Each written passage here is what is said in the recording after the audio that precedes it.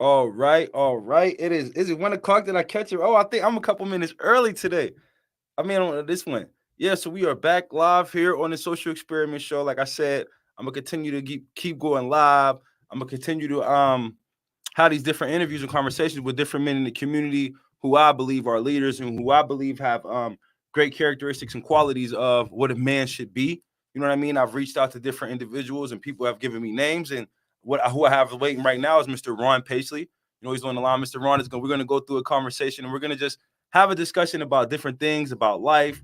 I've been seeing Mr. Ron around the community. You know, I remember going to the YMCA playing basketball, seeing him on the court. Like, you know, he's knocking threes down and all of that. And you know, he's been out here coaching. I see him on the court with the kids and with the youth out here inspiring people. And he's a family man. He's a man of God. So I feel like he has a lot of information, a lot of insight that he can offer to us. And then also, I'm honored and I feel like it's a privilege to be able to have this conversation and for him to accept my offer, my invite. So we're not going to keep him waiting too much longer. I got him waiting in the lobby. I'm about to introduce him now. So appreciate everybody for coming on to listen and hopefully have a good conversation. If y'all got any questions or anything, you know, maybe hop in the comment section for this one. But here we go. So we have Mr. Ron Pacley joining us today here on the Social Experiment. This is what I'm calling my thing, the Social Experiment Show. So we're gonna call it the Ron Pacley Show on the Social Experiment because what I like to do is, first of all, my plan and my goal is to encourage and acknowledge other men and to, you know, shed light on them and to highlight them. So I figured what way better than to start by saying this is your show. You know what I mean? I asked you for your time and you gave it to me, so I'm gonna allow you to have your way with it. And I'm gonna ask some questions based off of some of the things you say. So, Mr. Ron, Hello. how are you? How's everybody doing? How you doing this? How you doing this afternoon, man? I'm well. I'm well. Thank you. That's good. That's good. So, like, I usually start off. I ask everybody, you know, when it comes to like, what made you want to be interested in coming on here and having this conversation or doing the show with me? Like, I thought of you, and then a couple people as I reached out, your name came up as well. So when I reached out, like, why was it a good idea for you to do this? Well, one, I know if my wife knew that this opportunity was presented, she would have got all over me about not coming on and having this conversation. Two, my daughters would have probably been upset that I didn't jump on and really kind of just share my heart and my take on my experiences here in Erie and my involvement in this community. And then thirdly, I think a lot of young men and guys that knew that I was probably going to be on here that I didn't jump on, they probably might be a little disappointed that I didn't come on and share. So that is kind of why I jumped on. And I think it's a great thing that you're doing. Just being able to highlight and talk to some men a lot of men in our community and just kind of getting their take and their views on what's going on in our community and how we can make our community much more better than what it is. Okay, okay. Well, man, I like that answer. Like, just from that answer, I'm hearing the support structure behind you. Like, so I guess to hop right into it, like, what does that look like for you as far as like you having all of that like behind you or in front of you or next to you or whichever direction we're gonna call it, as far as you in that family structure, as far as like you being a man, like how important is, like I'm jumping right in, how important is your family structure to you as being the man that you are today? It's very important. My wife is, and I know, regardless of what we go through as husband and wives, and I'm sure people who are on here or listening that are married, they understand sometimes the difficulties and the challenges that you have, in marriage. But at the end of the day, my biggest supporter has been my wife, and I will say that until I die. Is my wife has been my biggest support. So it's extremely family is extremely important to me. I mean, I have my children. My children have always been the greatest supporters. My mother is one of my biggest supporters as well. Um, and then so family is huge to me. It really is. Just seeing my grandfather um, and my grandmother interact and how important it was for him to be the breadwinner and for him to support his family. So if you say any examples that I've had, that's been my biggest example as a young man watching that. And I mean, I saw that at a very young age. My grandfather, who was the man in my life, passed away when he was when I was 16. So I really didn't have that experience to have him there for all of my life. But from the small time that I saw and just watched him, that's what I saw.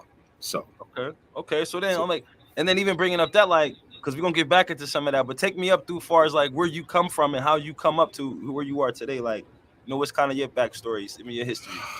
Oh man. So believe it or not, people don't know. I mean, they go. My last name is Pacley. That is my mother's biological maiden name, but I'm actually a Heidelberg. My dad, Pacley and Heidelberg. My father was Robert Heidelberg.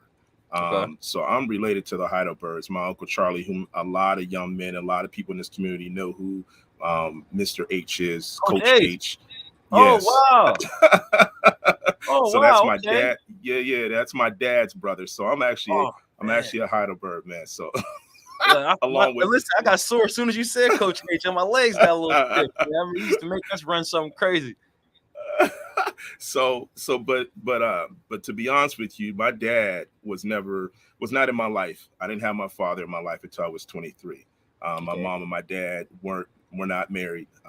He did have two children by my mother, my sister Anitra. And I'm going to do a lot of name dropping. So I want to say Fine to with me. those, I'm going to put this disclaimer out here for a lot of people. If I don't mention your name, it is not that you are not important to me. It is not that I have forgotten about you, but there is a lot of names of people out here that I'm gonna probably do a lot of name dropping just because of my interaction with so many people. So don't take offense to it that I don't mention your name, because but I do care and I love every last person that I have interacted with and have come in contact with. So don't feel any slighted way that I don't mention your name. But again, my sister Anitra and I had our father. Of course, my mom had two children by my dad, and so never knew my dad until, like I said, 23 years with him. I began to develop a relationship, but so really, I took on the last name Pacey, so that's how people kind of know me. Believe it or not, I grew up on two sides of the town of Erie, so it's kind of Okay. weird because a lot of people know me from down on the Lower West Side. I know a lot of people on the Lower West Side. My grandparents lived on Second and Walnut, so they were.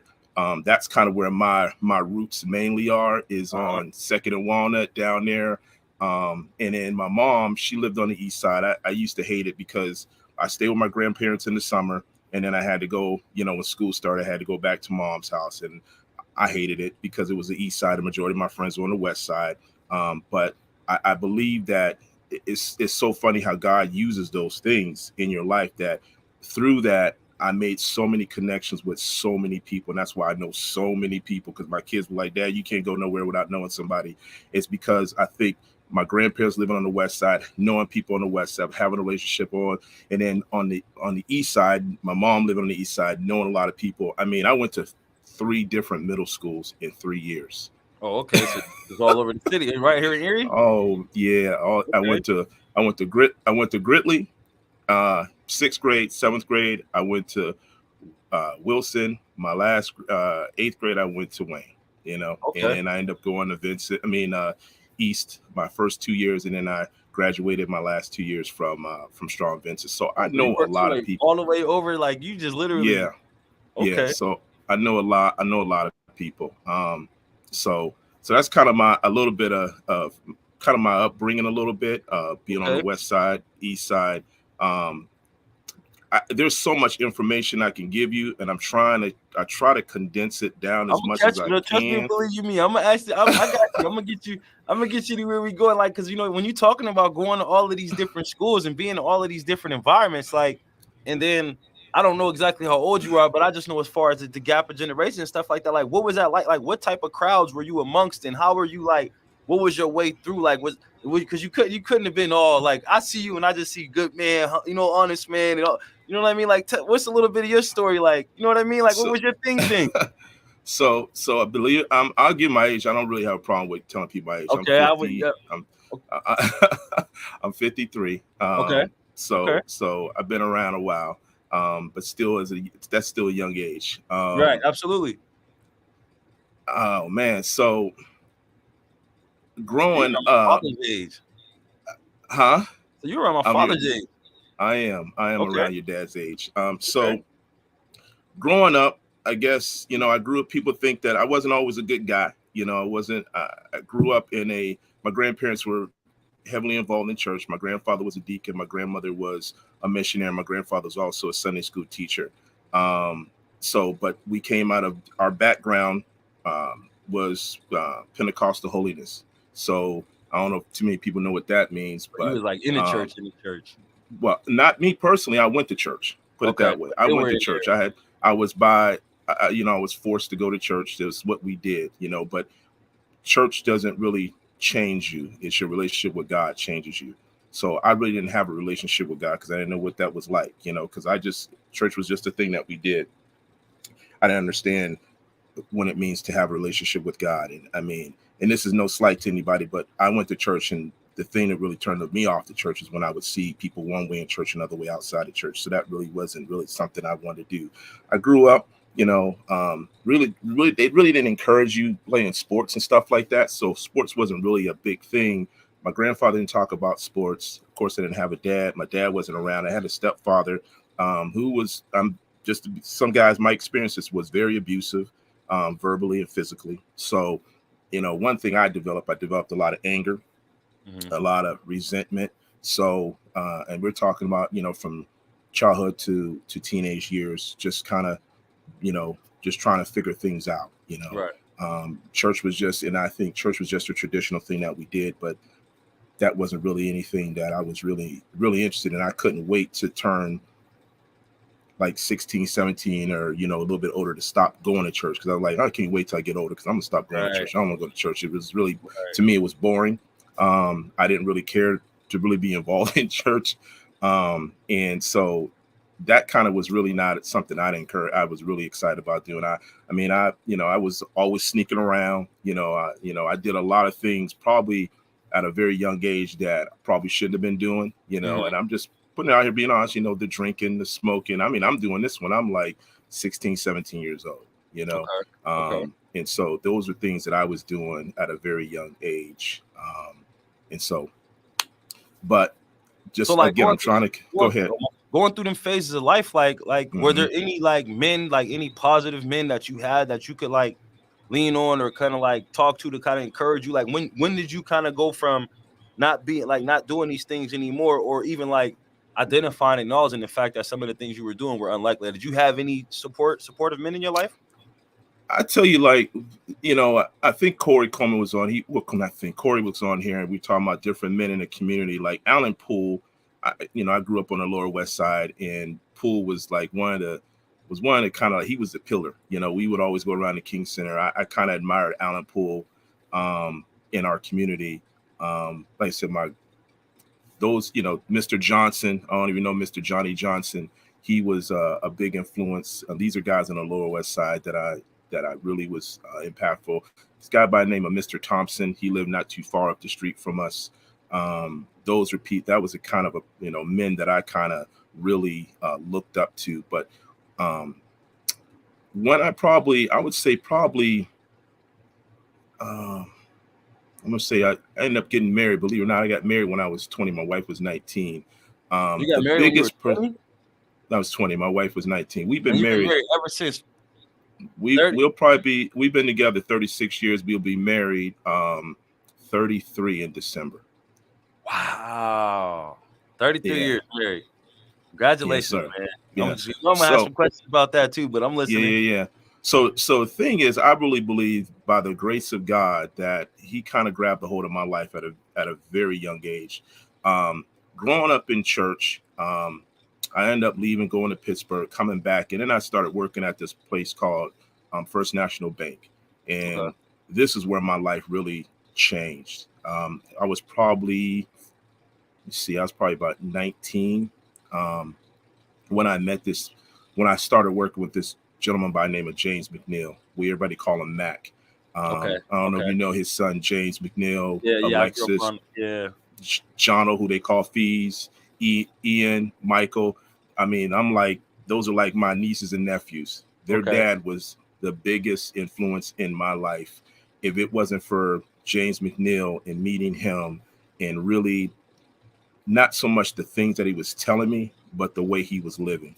Okay. And so he actually went to the church that I grew up in, that I talked about, it was boring. I ended up starting to attend the church. And I'll give a story how it all kind of happened. So my wife and I, at the time, was my girlfriend. Her and I had this big argument. And and I had kind of a little bit upset with her, told her I don't want anything to do with her. I'm done. Um, she ends up going home, you know, because I stay with my grandmother. She goes home. Um, which I didn't notice, she ended up at calling Mac, but I went to work the next day and I knew Mac was going to be there. Now, the thing about Mac was always smiling. Mac was always upbeat. Mac was always positive. I would watch people on our job kind of like try to haze him, kind of do stupid stuff to see if they could kind of get him to be upset. Never was upset. I just watched his life. I watched him. You know, he said he was a Christian. I'm going to watch this dude. So I watched him. And I never saw somebody who was pretty much the same every day towards people. Never really said anything. I never heard him say anything negative. I always heard him, you know, say positive things. He was always wanting to pray for you. Okay, can I pray with you? Always had that smile, always had that laugh, you know, and it used to get on my nerves after a while. I'm like, this dude, come on, man. I know this dude gets upset. I know this man gets upset. Right. But it was just hard to, you know, he never did. And so I had went to work that next day after having this big argument with my wife, girlfriend, on Alicia at the time, girlfriend again. So I go there, go through a whole day of work. He really didn't talk a whole lot, didn't really say too much. So I'm getting ready. It's a Friday because I had an argument with her on Thursday. It's a Friday. I know I got to go deal with her for the weekends. It's like, I know I'm gonna have to see her. I'm like, I'm really not trying to hear her. And so Matt comes, I'm thinking this dude's gone. It's probably about 5:10, a little bit after. I'm like, because normally he's out. I'm sitting there because I'm contemplating about getting ready to go home. He comes walking through the door. And all he said to me was, "Are you ready?" And I said, "Yeah." Right there, I gave my heart to Christ. You know, that's when I asked God to come into my life. You know, I need a change. I need to do somebody different. And right there, you know, wasn't all this, you know, fanfare. It was just, I just knew something on the inside of me. Right. I was different. I just knew that now, you know, I've made this commitment. I need to start living the right life. So I go home, call Annalie, at the time, my girlfriend, and I tell her, you know, I said, I just want to let you know, what I said. I didn't mean that. I really do want to be with you. I'm sorry for what I said. And I just want to let you know, I gave my heart to the Lord. And she said, so did I. Wow. I said, what? Wow. I said, what you mean? She said, well, you know that, you know, when I went home, I called Renee, which is Mac's wife. Right. And she said, and Mac got on the phone and was talking to her about how, you know, if you want things to be right, you need to give your heart to the Lord. You know, God's the only one. He needs to be the center of your life. You need to, you know, you guys need to make that decision. So he actually led her to the Lord. She prayed, and it was kind of like, I tell people, I said, we're divinely meant to be together, you know. Right. And she didn't know anything about what had happened on my job on that day, I should say. And so moving fast forward, Mac and his wife Renee were played a very integral part in our lives as far as maturing us, helping us grow spiritually. We spent many days, many nights over their house, just reading the Bible, having Bible study, having times of prayer. He just kind of walked us through life. You know, he was my spiritual mentor, my spiritual father. So if you say anybody that really had that great of an impact on my life, it was James McNeil. And so I say, for what I do outside of God used him as an instrument or a tool to really help pour those different things into my life. Absolutely. That's what's up. Like, especially to hear you speak about him like that, and to hear you speak highly of him like that, because like that's another thing that I'm trying to do is like us as men to be able to speak highly about each other, and you know, have different men in our lives where we can rely on. We can go and have those type of conversations. We're like, listen, bro, I'm going through something. I need some help. You know what I mean? And get the help that we actually need to make our lives better, because it seems to me like, from what you're saying, like your wife is important in your life, and she plays a major role. And like you said, she's like a big support and all of that. And I know, like, I'm gonna tell you, like I told the last guy I was talking to, like my questions be all over the place, but they all mean something. They all gonna come back around. But like I want to ask you, I asked Mr. Motown Morris a little bit ago, like, how important is, in your opinion, it's only your opinion, I don't want nobody get offended, how important is like the black woman to the black man when it comes to us like being better men, as far as like us maturing and us doing what we need to do. You know what I mean? Because it seems to me like you made a commitment to God and to her to where it's important to you. How It's and why? extremely, it's extremely important. If you look at the Bible, right? You look at the word, it says it was not good that man be alone, right?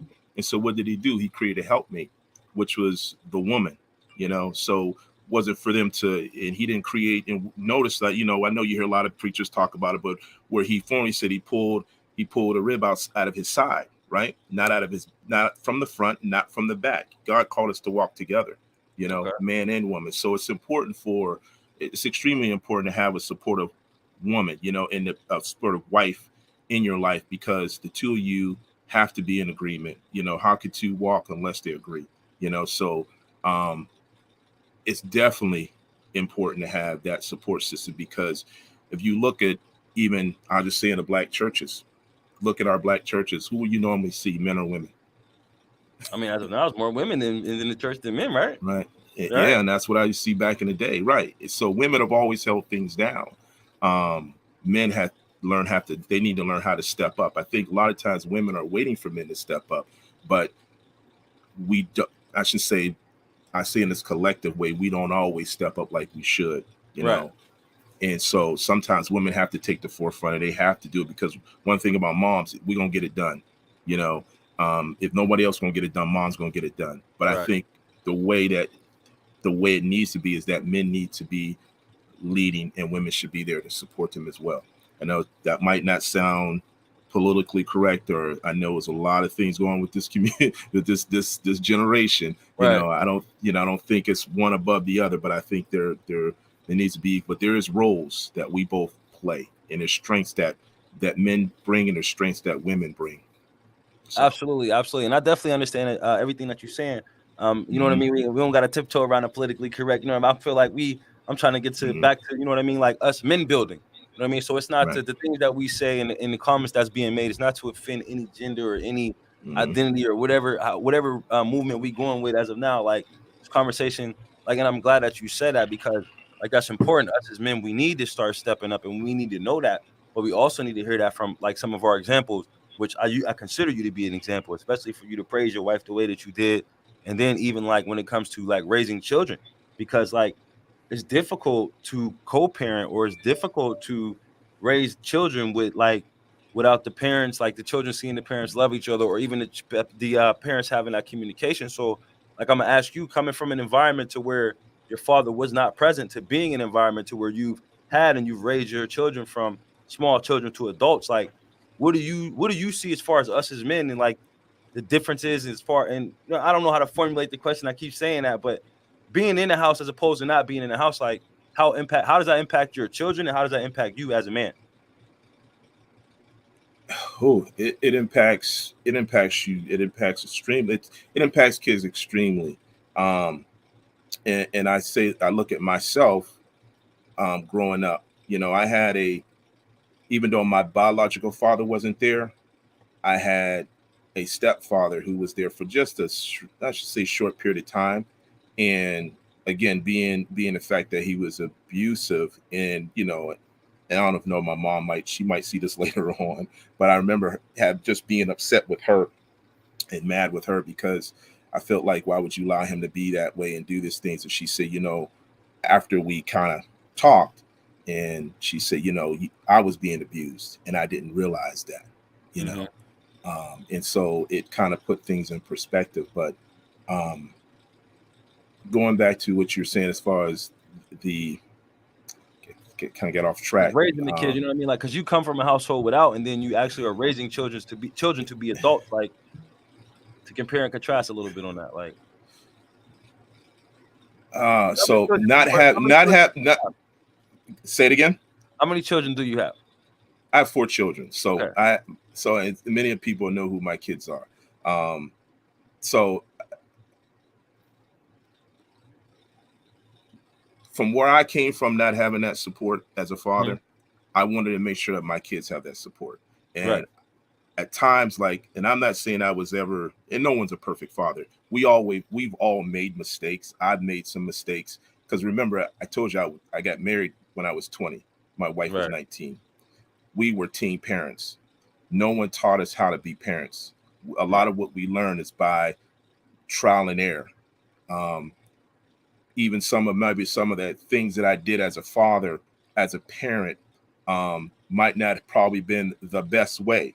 But at the end of the day, my heart was to I want to raise my kids in a way that I was not raised. I want to give to my kids what I did not have. I want to be there as their father. I want to support my kids the way I was not supported. And so, aside from all the mistakes I made as a young father, the base was my kids are going to see their mom and dad together. My kids are not going to see dad sleeping around with a lot of different women. My kids are not going to see dad out there drinking, smoking, getting high. I'm just telling you, these are things that I was not, as a father, going to do what I saw some of the men or the man that was in my life did, Mhm.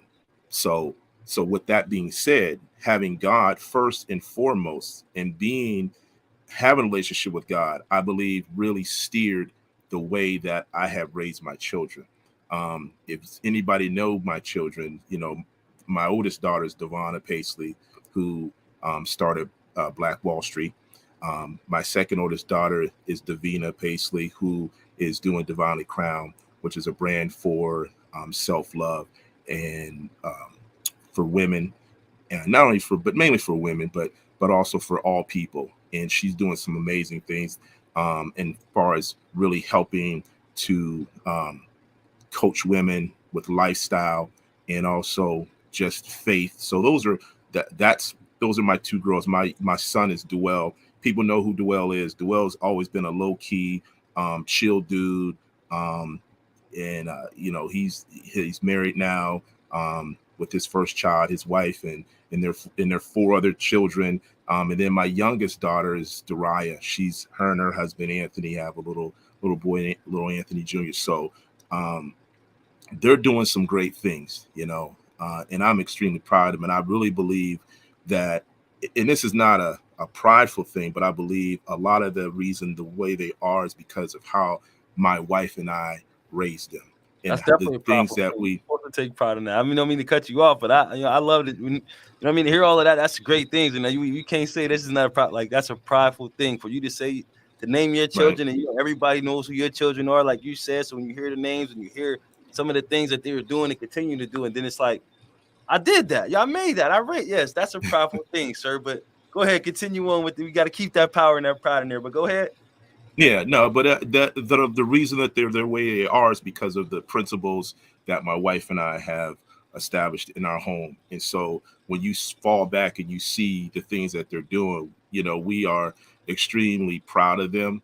And it's only, and I say this is only by the grace of God that they're doing what they're doing. And it's just it amazes me, because you look at somebody like myself, and my wife, it's like two teen parents, two young kids who got married, and to see what we have produced, it's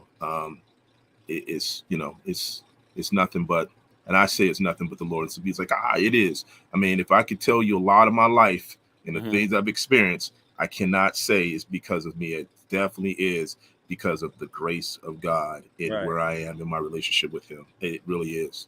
Okay.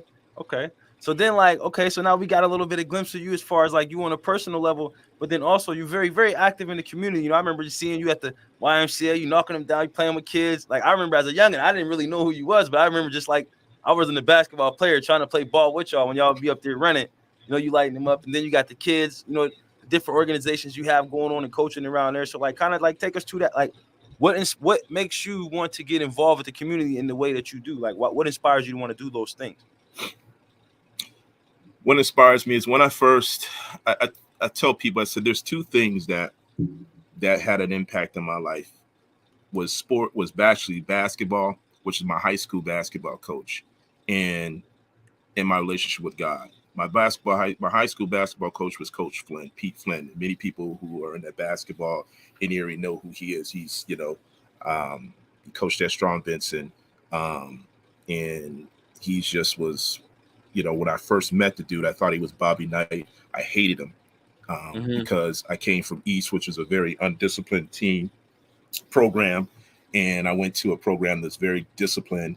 Um, far as defense goes, offense goes. I remember him telling us, you know, you can't shoot unless you make 5 passes. I'm like, this dude's tripping. I'm shooting as soon as I get my hand on the ball. So, but didn't realize until later in my life a lot of the principles, a lot of the things that he was teaching me, this discipline, um, that I didn't realize back then, that I do realize now as I was growing. I'm like, wow, that really made an impact of my life. And also what made impact of my life, like I said, was my relationship with God.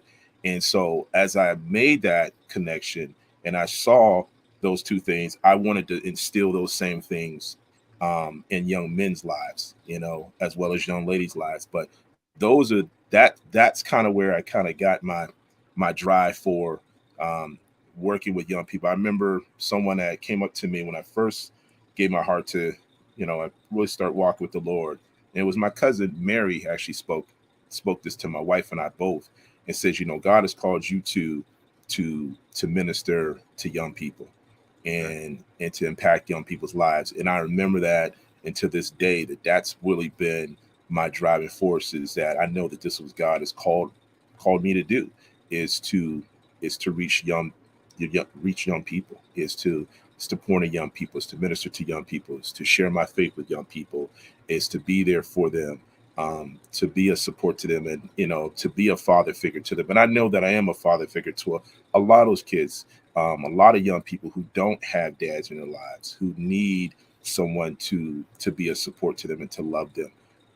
So I That's hope what's that I don't know that answer your No, yeah, it question. did, and I'm glad that you said it the way that you did, because I mean I was kind of asking people about like that role, as far as like some of us playing like father or extra dad to, you know, some kids, because everybody doesn't have that role model, everybody doesn't have that father figure. So, you know, it's good to see different men who are willing to stand up and be those models in the community, and, you know, to be able to do some of that missionary work and do some of that ministry work, and, you know, get yourself involved, throw yourself out there. And like, so when did all of this, like you said, it started for you? Like, what are some of the things that you've actually like done, created, or developed throughout your work? Like, you know, I know you coached, and, you know, Corey was talking about how y'all got the league going, and different things like that. Like, was this a right after high school thing? Did you go to college, or like when did you actually start getting involved in the community and doing this type of work to where everybody knows who Ron Pacley is now? Because I So know they know you. so where the whole basketball thing kicked off, is when I was involved with a group called a guy by the name of Wade Salem had asked me about doing a character development basketball team. And Okay. what we were trying to do was take a group of young men at that time. These guys were in, I want to say they were sixth graders. Yeah. So this is where I'm gonna start dropping a lot of names, and I Okay. don't mean, like I said, leaving the names of people out, but I remember it was just basically we were going to use basketball as a vehicle to help, you know, just pour into these young men and teach them about character, the importance of faith, the importance of integrity, the importance of respect, those things. And we just kind of use that platform, basketball as a platform. And Wade actually had an older group, and like he was, I don't know if you know Paris Penniman. Paris Penniman was part of that group. Derek Crosby, DJ Barney, I think Bobby Joyce. I'm naming some names that Yeah, I know those all of guys these were guys. his. Those guys. Radio. We those guys were on his team. His son Christian. But the guys that I had kind of recruited or developed this one team. Johnny White, Nick. I don't know if you know Nick.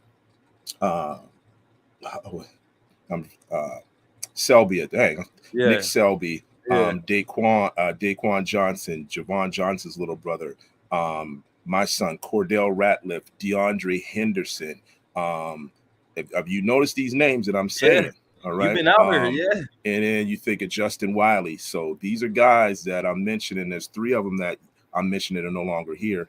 Right. So these were guys, and my son, of course, Duell was on this team. So these were just, it was a group of kids that we just had, that we were just, you know, we were playing here in Erie up at the sports park.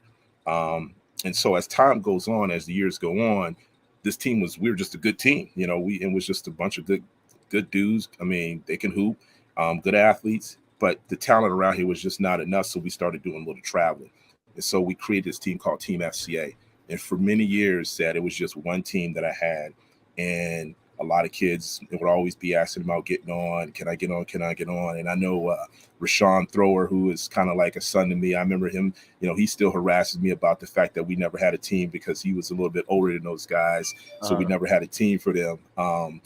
Corey Ratliff, I think we didn't have a team for him. So they're kind of like right around the same age. But as time went on, and I'm gonna speed it up fast forward because this will draw me into where I'm with Corey. Is we were talking about kind of the state of basketball and where it was at, and I had took a year off, wasn't really doing anything with Team SCA because all those guys had kind of graduated, and I had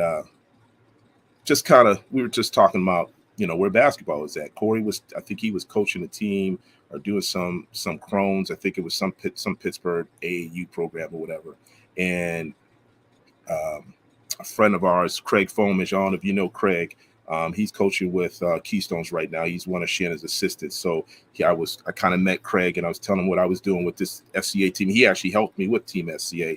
And then like I said, we took a year off, weren't doing anything. And we were talking about the state of basketball. It's like, we need something more for kids in Erie, And so I told him, I said, well, I got this name.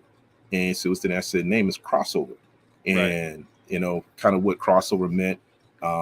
We were talking about, it was a scripture out of the Bible. It says, if any man be in Christ, that he's a new creature, old things have passed away, all things become new, that he's crossed over from death to life. So that's kind of where the name Crossover came from, out of John chapter 5, verse 24, if you go back and read it. So biblical roots. The crossover term has the biblical roots, like for sure. Okay, yeah, I'm thinking just crossover like basketball. I'm glad that you clarified that. Nah, it comes out of John chapter 5, verse 24. So what we did was, Corey being such a marketing guy that he is, you know how Corey is. So we end up said, well, let's just do it. So we end up formulating. We end up actually having to try out at the Y. We end up having 3 teams. Out of that came out of 3 teams. It was, I think I coached like a 7th, 8th, 6th, 7th grade team. I had a couple 5th graders on that team, and then Craig ended up coaching I think it might have been like a 9th grade team or something like that. A guy by the name of John Peebles coached a 8th grade team. So it was one team that we had formulated. After marketing and so many kids started, getting excited about this and wanting to be part of it, we ended up going from 3 teams to 9 teams in 1 year. And then as time goes on, literally, we end up saying, well, we start, we need something for the girls. So we end up starting a little bit of a couple girls teams. We went from 9 teams to 12 teams. Okay. All right. And then I think probably within the next 2 years after that, we literally went from 12 teams to 20 teams. Wow. And I'm like, this is getting crazy. And so, I mean, there's a lot of other stories in between that, but I'm just trying to give you just a little bit of small little backdrop. So it's like all of that, like you have an impact on multiple lives, like tons. So that's when people see it, run up to you, oh, Mr. Ron, how you doing? What's going on? All of that. Yeah. So like, and it's good that you was able and willing to do stuff like that, because we need that. And I remember growing up, like even prior to that, like growing up and being involved in different organizations and different men like yourself, just willing to be able to offer a hand to the community and offer an ear and offer a heart to the community. And I definitely feel like that's needed, because like right now in today's days, like this social media is kind of like taking over. I'm not even going to say like the men are not doing enough, because there are plenty of guys like yourself, but like we lacking in certain things. And that's why I want to have these conversations and acknowledge people who are doing things like yourself. Like we don't have to get too deep into the history of the story of what's everything that's going on, but as far as like some of your accolades and some of the things that you've been doing and some of the service that you've been provided to the community is like, you know what I mean? Like why I'm still, getting to that. Why do you do the things that you do? Why do you feel the need to be able to be the type of man that because you say you're a dad to a lot, like outside of your own children, like why do you feel the need to give to, us? Because our young men need to see men that look like, and I know this is on us as black men, because let's just keep it 100. We're living in a city where it's predominantly white. All right. And we don't see, a lot of success we see is through white people. Mm-hmm. Let's just be honest. And I think our young black men, our young people need to see people of color also successful. Mm-hmm. and having and doing some great things. And so it's important. That's, it's important that we give back, because we in this city, and I think, I think we've all heard about Erie being the worst place to live, Right. which I just can't believe that. I just Right. don't believe that. Erie Right. is not the worst place. My heart is in Erie. I love Erie. I want to see Erie doing great things. I want to see people in Erie doing great things, people of color doing great things, and we can. Um, we definitely, as people always say, change the narrative. We can change that narrative if we come together um, and work together. You Okay. know, so it's important. Let me back up. I want to backtrack as far as this basketball thing, because I don't want to. I don't want to leave anybody out, because Okay. we've crossed a lot of being in Erie in basketball. It's like we all are kind of like we all gonna keep crossing the same paths, because I think the same people are involved. But I'm gonna say this: if it wasn't for, as far as I coach high school basketball too, I'm at Erie High coaching as I'm the head JV coach. But where I started my actual high school basketball coaching is at Strong Vincent with Shannon Pulliam. Okay. And I want to say, because I know you're talking about giving men's flowers and really acknowledging and really encouraging and really just really saying positive things, or just congratulating, or basically just giving props to people. There's a lot of people that I can give props to, but as far as the basketball and really starting out basketball, not only was it a guy by the name of Wade Satum when we started the basketball with the character development, but as far as from the high school standpoint, it's Shannon Pulliam. I remember when Shannon first took over Strong Vincent, it was the worst program in the city, and they gave him an opportunity to coach.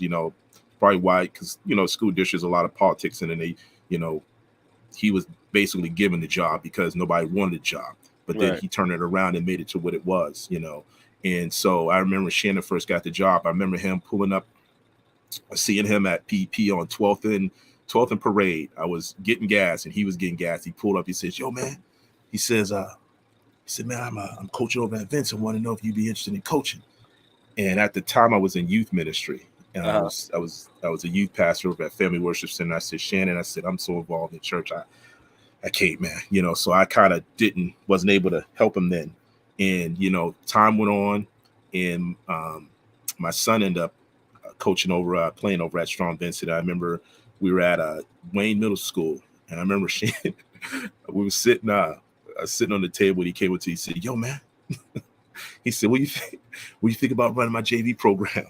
And I told him, I said, "Yeah, I'll do it, man." And so that's what really started the Coaching. whole coaching. Is Shannon giving me that opportunity to coach and run his JV program, and ran it for quite some time. And I kind of crossover started growing, and so I kind of backed out and took a little bit of a sabbatical, and then I ended up coming back and ended up coaching over at Central Tech for a couple of years, and then of course consolidation happened, and I ended up coaching over at Erie High um, as a head JV coach. So he was really a huge part of that, giving that opportunity and kind of pushing me in. Now people don't realize how big Shannon's coaching tree is. Right. He's Right. helped quite a few people, but I do want to say, to him and publicly acknowledge and say thank you for just the opportunity and for where I'm at right now.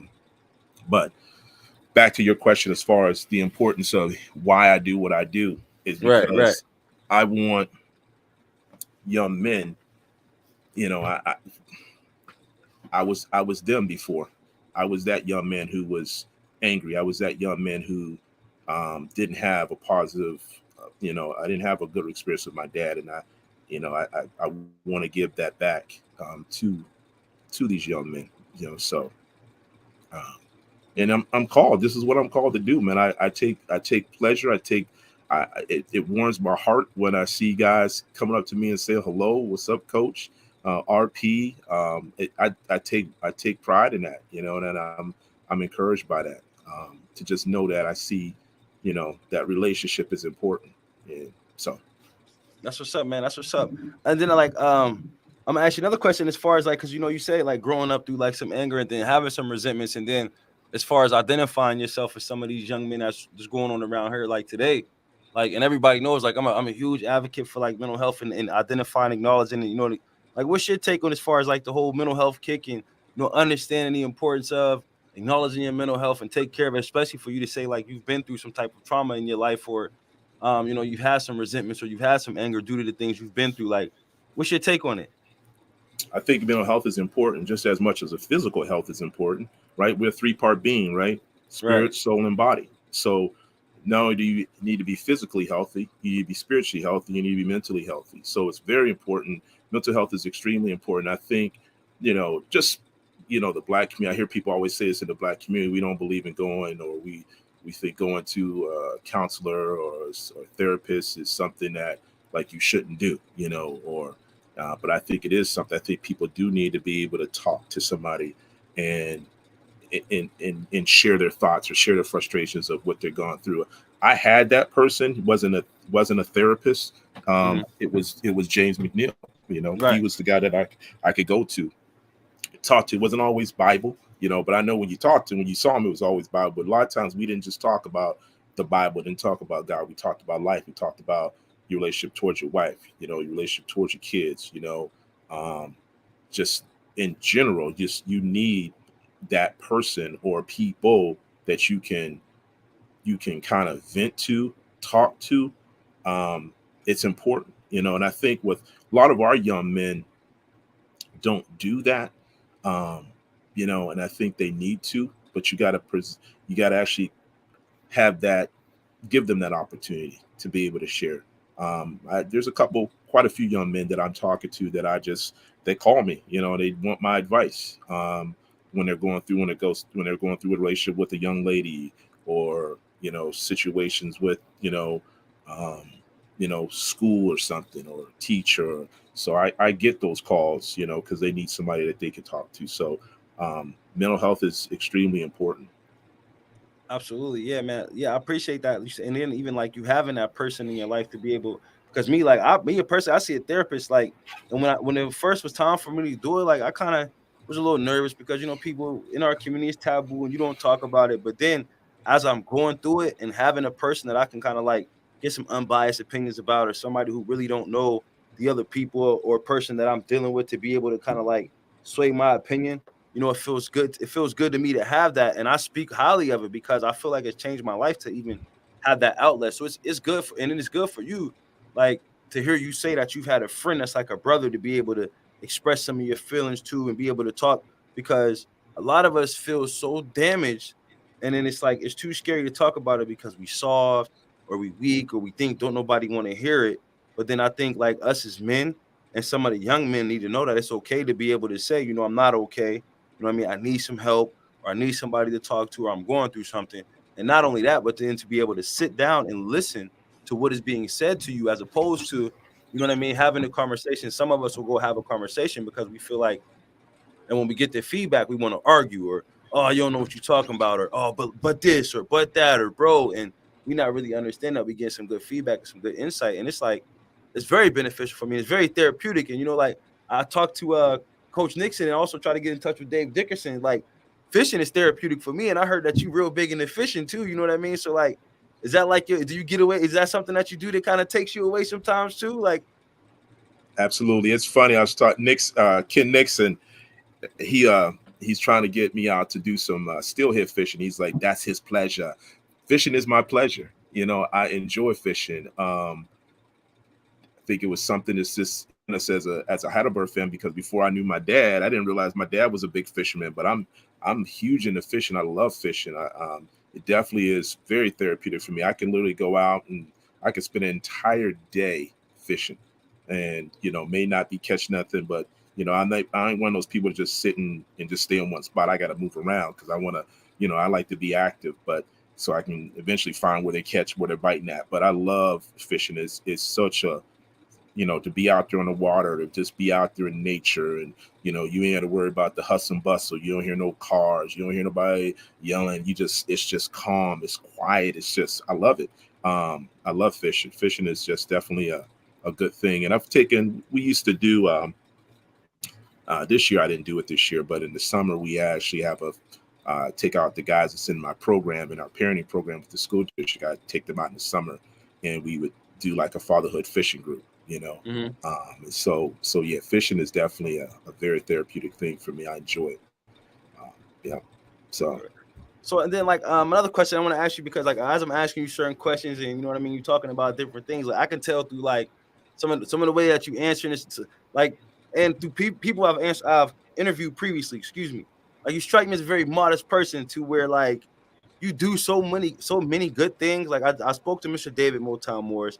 I spoke to Jovan Johnson. Spoke to Jahan Jones. I've had so many people in here that I spoke to, and it's like are so modest to where like why do you think like the man like yourself and other individuals like myself are so modest when we are doing so much great work and so many great things? Like why not? you're breaking up just a little bit. Let's see. You're breaking up just a little bit. Can you hear me? Can you hear me? I can. It was just a little bit of a glitch in the All right. yeah. So as far as like being like, why be so modest about some of the things that you do when you provide so much of a great service to the community, to the world, and to life in general? Like, why don't we hear more about you or see more from you to like, look, I'm Ron Pacley. This is what I'm doing. Be like me. Like, why? And not just you, because everybody that I talk to, pretty modest about some of the things that you do, but you do such great work. Why is that? That's a good question. There's so many things. There's so many ways I can try. Maybe I can answer that.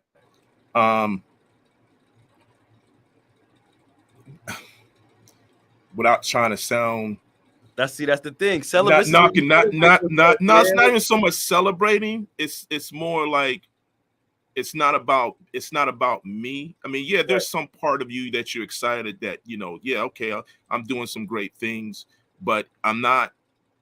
It's not trying to toot my horn in a sense, because not to be arrogant, you know what I mean? I mean, I'm not saying that there's a fine line between that, is being walking in humility and being arrogant. You know what I mean? There's nothing wrong with being happy or having or being proud, I should say, of what you've accomplished. Not to be arrogant. Yeah, that's what I do. This is who I am.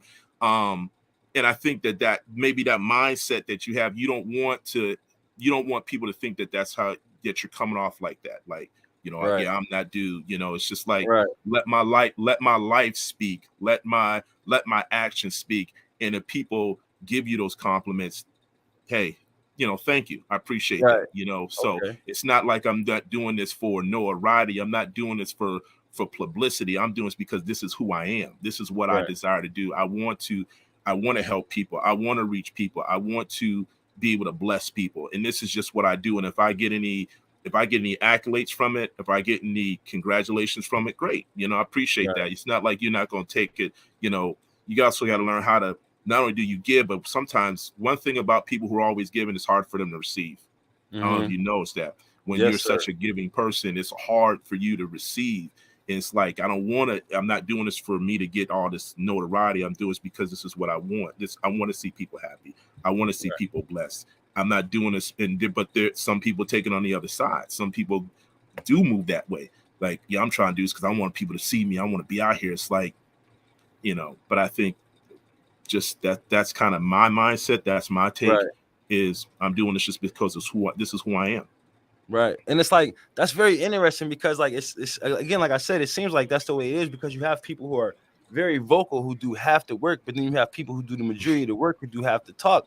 And then like how I look at it and and that's why I'm calling like the social experiment and praising other people is because like at the end of the day, regardless of like the mentality or the personality of being modest or not, is like, imagine if we had 10 more Ron Paces in the city of Erie. Now, don't without saying, oh, I ain't that great or that, whatever. Like, imagine if we had 10 more, you know what I mean? And the work that you did was celebrated, because you do great work, man. Body of work, the things that you've done. When you talk about how the teams went from 1 to 20 to where now it's like the Erie scene of basketball is building. You know what I mean? You got all these kids like want to play basketball, interested in being bad. I seen you at the Erie High game the other day, like the kids acting a fool, and then when they get to you, they get it together. They get past you and they get far enough away from you. They get so even like you got radiate like the aura of good that come around you. And it's like men like you, like men like myself, like you said, we can't take as much as we give, you know what I mean? We don't want to be celebrated, but like now I'm starting to think of it and look at it like, and why I want to interview men like us, is like, imagine if it was more of us, and imagine if we were proud of the things that we did and we were vocal. Because I know if I don't speak loud, like even when you think about it in the sense of religion, like Mhm. the devil always working, right? You know what I mean? So Mhm. even you think of it like in a worldly manner, like if you're not gonna be loud about your positive and you're not gonna be Mhm. vocal and boisterous about your positive, the dope man on the corner gonna be like, yeah, young boy, come over here and come hang with me. Look what I got. Look what I did. Look how many women I have. And you know, like again, you praise your wife highly, but you know what I mean? It's like, look at the wife that I have, fellas. You know what I mean? Look at the body of work that I've done. But like you said, be able to draw the line to where it's arrogance and it's confidence, but like it seems like our leaders in our community, you are a leader in our community, are more modest because, like you said, if you're gonna give me my flowers, give me my flowers. I don't want to take them. I get that. I love that. I respect that. You know what I mean? And then I also feel like it comes a point in time where we got to just start being like, you know what I mean? Like, and I know I just accept your friend request on Facebook, so I don't know how often you post, but even some of the things that you're doing now, like, look here, this is me, Ron, and this is what I have going on. So, like I said, when I bring people on here and I want to highlight them, like, this was me when I say these good things. This does not have to be your mentality, your mindset. This is just the way that I see. You know what I mean? It's like because again, when you talk about some of the things that you did, and then you speak so highly of your wife, you know what I mean, and you speak so highly of your children, and then you've impacted the community in such a way to where you deserve to be celebrated. You know what I mean? You deserve to be treated like, you know what I mean? Like, this is you the man, and then we need 10 other men to be able to walk around like you. So then when y'all 10 or us 10 come together, and that's the platform that I'm trying to build, you know what I mean? That's the community that I'm trying to build, you know, and be involved in. So it's good to have conversations with people like you, and it's good to kind of know where people's heads are at. But also, man, like I feel like you need to be celebrating yourself a little bit Yeah. more, brother. And if you ain't But gonna do it, I'll do it for you. what really would be the thing that I would be excited about is if I did see more of us doing this, more of us. I guess the word I was used that I'm always think about is in how the person that was in my life that was integral to my life. I watched him and I Mm-hmm. saw how he lived. And I'm not saying for us to be perfect because our young black men, I'm just saying, Erie, they need to see more men of integrity. All right. Men of integrity, not just, oh, the guy is, got all of, he's flossing, he's got all this, but just like that there's substance to your life, Right. that there's more substance to your life than the cars and the money and the girls. It's more substance to that, and that's what I would love to see more of that. And I think by you doing this, there are guys out there that's doing that. I think by you being able to bring light to them, they can start seeing that, um, that's but no, I don't ever, I'm not gonna ever toot my horn. I'm just gonna tell you that right now. What I'm gonna do is continue to be my light, be a Okay. light, let your light so shine that men may see what they said, let your light shine that men may see your good works and glorify your Father which is in heaven. So that's what I'm gonna continue to do is keep shining the light. People give, that recognition.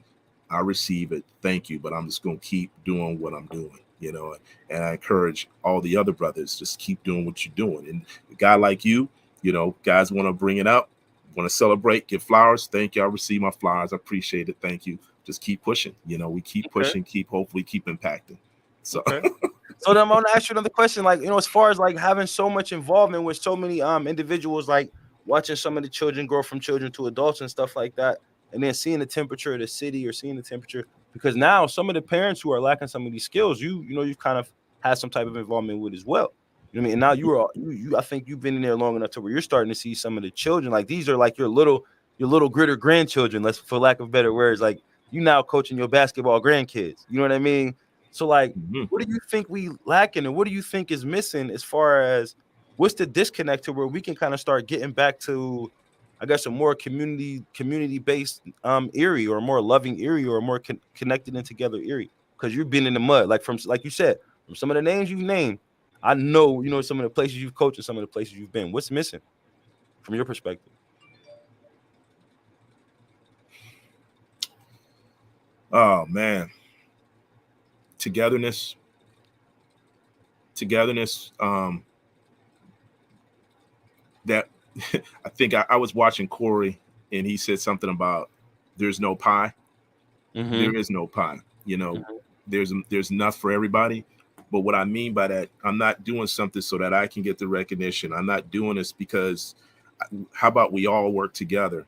And if our community starts seeing us coming together and we're supporting each other in a positive way, and really like even our young people be willing to say something, because I've been at different events and I've been at different things, and I see people don't even address or talk to the kids or let the kids know, like, they need to see that we're a community and that this is a village. It's going to take all of us to raise these kids. It's going to take all of us to say something to these young people and to love them and to support them. You know, I use a I don't want to I've seen there's a couple of things that the school district has done. I work in Erie School District, and I'm just going to use this one particular situation or event. So we had an event set up at there was an event set up at the Booker T. Washington Center, and it was to kind of introduce the parents and talk to them about college and just on the NCAA eligibility and stuff like that. And so we were encouraged as a coaching staff to go down. Now, I'm just going to be honest with you. The only people that I saw down there was myself, Andre Henderson, the new baseball coach. All right. Coach Mikey, he was there. And it was supposed to be for the parents to come down and meet the coaches. And I was highly disappointed, not hardly seeing any parents come down. All right. I mean, I think it might have been maybe 2 parents, if that, for an event. I've seen other events that we do, and I don't see parent involvement. We have to get these parents out here, and how do we make the connection with the parents to get them to come and to support? Because if we don't, it's going to look like we don't care, Right? And it's going to be what it is, So I think we have to open that, kind of start reaching these kids' parents, and a lot of these kids' parents are so much younger. Right. They're very young, but I think we as a community we got to come together, and I don't have the full answer, but I think it's somehow maybe the men can lead that charge with that and saying, hey, I think I was hearing you guys talk about the 100 men, and us coming together, dropping the guards. It doesn't have to be who's actually the man behind how ideal. How about we're all behind this? We're all supporting each other. No one has to be the guy. We're the guys, Right. We're the men. It doesn't have to be the man. I think we need to do that because man, I'm kind of trying to tread a little gingerly, maybe a conversation behind closed doors, but you know how we are in Erie, man. It's like, I was talking to somebody, it's like the crab, everyone's trying to don't want to we can't be pulling each other down. We can't be, discouraging each other, because if we do that, we're never going to get anywhere. We actually have to come together as men and say what's best for our community. We just got to, and I just don't, I hope that's answering your question, but I'm just really being careful of my words.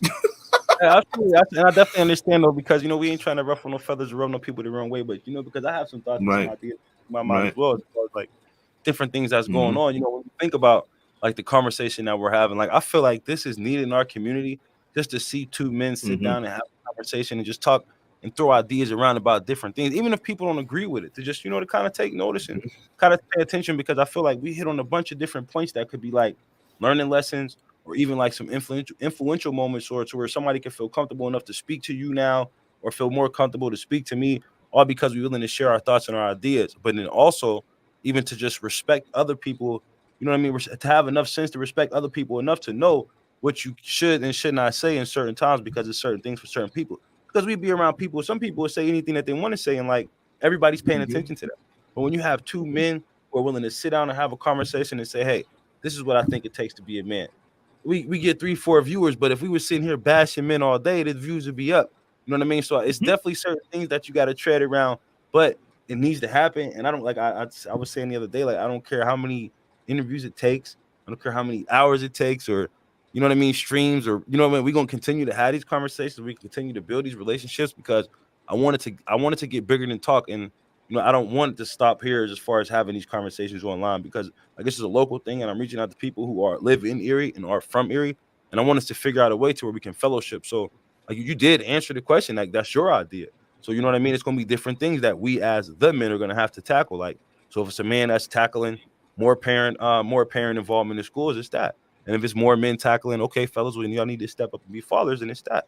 And if it's somebody saying like we need to start supporting our black women, like we also need to have that as well. Like we need to figure out different ways and different strategies on how we can connect with our community to build it and to repair it. And I feel like this is a good start, asking people questions, because then I also feel like at this point, like I'm putting people on the spotlight. Like now you got to be accountable to things that you just said. Now and everybody knows it's who you are. You already know you walk it like you talk it. So like at this point, like the ball just keep rolling from here. And now we have more people that can look at you and know who you are, what you are about, what you do, and what you are doing. You know what I mean? And you can kind of clear up all of the whatever the opinions or may be. So now we know who Mr. Ron Pacley is, and I appreciate it. You know what I mean? Yeah. So like, I appreciate your time. I feel like just from this conversation that we had, like I feel like we could go on and on and on. Like I've been trying to get we got an hour and some change in. I was trying to kind of cut it at an hour for, you know what I mean? I don't want to take up too many people's time because I don't want you to feel like, oh, I ain't going back and I'm gonna talk my head off or whatever. But I appreciate every single thing that you had to say. I appreciate the impact that you've had on the community. Appreciate the impact that you've like even just this conversation was just enlightening to understand and know different things about you.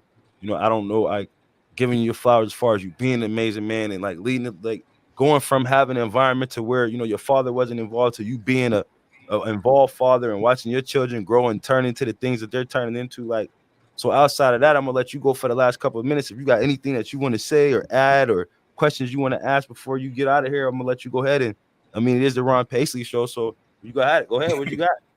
No, I just want to say, keep doing what you're doing. I'm glad you're willing to come out and really allow men who are, guys that you probably wouldn't necessarily hear in the community share their thoughts, share about what's going on, sharing how we can impact our community. But I would encourage you to continue to keep doing what you're doing, and I think it's not only but the best is yet to come for you.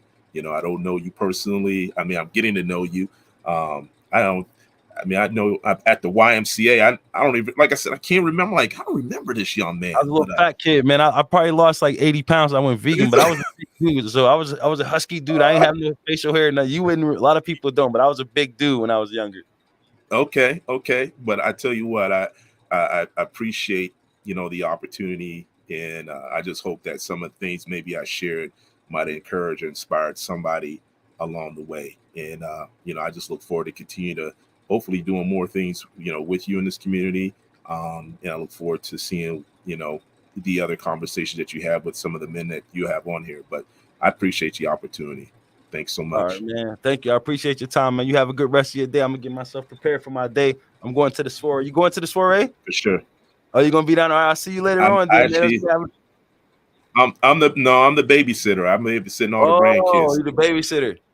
Okay, so you're gonna be Yeah, the so man my behind the. kids will We're be gonna on make sure there. it can't happen then. So we appreciate you for holding the little ones Yeah, down. Then at least for you have a sure. good rest of your day, sir. You take care. You too. Thank you. I All right. appreciate it. All right. All right. Bye bye. All right, all right. So there you have it. Mr. Ron Pacley then came in and gave us a little bit of information, you know what I mean, about himself, about his thoughts and his ideas about the community, about us as men, about mental health, about being a father.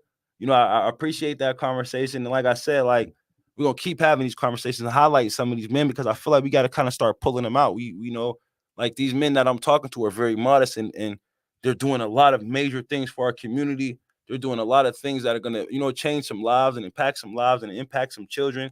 And then even like some of us who are in my age group, like we know some of these men from us being kids. So we need to kind of start like, acknowledging them and doing some of the work that we know them to do and remember them to do. So we're gonna keep pulling them out because, like he said, he's not gonna toot his own horn. So I'm gonna toot it for him. You know what I mean? When he talk about the basketball scene and how it built up to the AAU, as far as him getting coaching with Shannon Pulliam. He talked about Corey Coleman. He talked about Andre Henderson. So we need to start. I mean, for anybody who's watching and pay attention, like realize what's going on here. Realize the pattern of the conversation. Like what's needed is black men in the community who are willing to put their neck out there and willing to help change and save some lives because I'm a product of some of these men that I'm interviewing. Are also like, as far as the age group of the gentlemen that I'm talking to, we are products of this. And a lot of us are getting involved. You know what I mean? A lot of us are active and we need to start encouraging more people to get active. We need to encourage more people to be like Mr. Ron Pacley. You know what I mean? We need to encourage more people to give back to the community like Mr. Ron Pacley does. You know, this is the Ron Pacley show, so we'll keep it focused on him. But like, I appreciate every single thing that that man has said today. Appreciate every single thing that he is doing and that he has done. I wish him nothing but greatness and whatever he has in his endeavors going forward. We're going to continue to have these conversations. We're going to start building relationships and connecting together. So I appreciate everybody's time for coming on. This is my second interview today. I know y'all got to be tired of hearing my voice, seeing my face, but keep chiming in, keep listening. And like, you know, the YouTubers, I'm a YouTuber now, y'all. So make sure you like, make sure you subscribe, make sure you share, please. Like, I'm trying to get 100 followers. And like, here's the thing. This is the craziest thing. And I usually don't do this, but I'm going to do it this time. Like, there was a show on here with some guys, the Erie Predator Catcher. They was trying to keep people safe, you know, keep the kids safe in the community. And they had followers, thousands of followers, thousands of likes. Like, I'm literally reaching out to Black men to try and find Black men who can play a bigger role in our community, inspire our community, change our community. Like, we are literally doing missionary work to keep our community safe in the same nature that those gentlemen were doing. You know what I mean? So I would appreciate the same kind of support, because some kids are running into trouble and some kids need to be running to some help. So for everybody who is willing to help the kids run away from the trouble, let's help these kids find some help. That's what I'm doing. I'm identifying some Black men, and let's push some men in the direction of some of these other men so we can be leaders, so we can have some staples in our community, so we can have some pillars in our community, and so that we can be strong, we can unite. Like, you already know how I feel about my city, and everybody say it's the worst place, but I've identified some people who are willing to put forth some work and some effort. I need some help. So y'all can send me some more names. You can put your name in the hat, inbox me. Let me know if you want to interview, if you want to talk, or, you know, share the page. Let people know what we're doing. Comment on the videos. Subscribe to the channel. Like, we really working on something big here. And I feel like the more followers that we get and the more interactions that we get, the bigger it's going to grow. The bigger it grows, the more the change is going to happen. So we need more men like Ron Pacley. We need more men like David Motown Morris. We need more men like Jason Nixon, Jesse Tate, Jahan Jones, Jovan Johnson, Andre Henderson, Austin Smith. Like, I can go on, I can pull my list out and start naming all of the men that I reached out. Anthony Easterling. Like, I can name all of them. We need more men like them. And we need those men who I'm naming to speak up more about the things that they are doing, so that we know where we can go to build and to grow. So fellas, I'm coming for y'all. We're gonna keep having these interviews, we're gonna keep having these conversations. I'm appreciating it, I'm enjoying it. Y'all have a good rest of your day. I gotta get myself ready. So everybody take care. Have a good day. I got some more stuff lined up. I don't have anybody Sunday. Tomorrow I gotta go to church. I'm gonna watch me some football. So we're not doing any interviews on Sunday, but I do believe I got the ball back rolling for Monday. So I'll be dropping some names and releasing some names on my Facebook page to let y'all know who coming up after I confirm my interviews. Fellas, if you have not replied to the messages, please reply to me, because tomorrow will be the 7-day follow-up. Everybody who I'm waiting to hear from, I'm going to reach out to you. Anybody, again, if you're interested in having a conversation, please don't think that don't think there's no script. We freestyle it. So it's your show. Whatever you want to talk about, we'll figure out a way to have a positive, productive conversation about it. Even if we agree to disagree, we're going to keep it rolling. We're going to keep it moving. Like, I'm excited about this. So again, this is Mr. Ron Pacley's show. We're going to end it on saying thank you, sir, for coming on to the show. Thank you for being part of the conversation. We'll keep it going. Appreciate everybody who's watching, everybody who's commenting. I need subscriptions. Let's turn this to a big thing. Let's turn Erie up. Let's make us start looking good. We done made national news for negative things. It was just in Erie news now about the dude talking bad about it. So let's get some good going. Like, it's not an I thing, it's a we thing. We are doing good things. We need to share the news. We need to make some noise, and we need to change the way things are working around here. So have a good day. Be safe. Be responsible. Make sure you get back home the same way that you left. We don't need any problems or any trouble. I take care. I love everybody. Have a good night.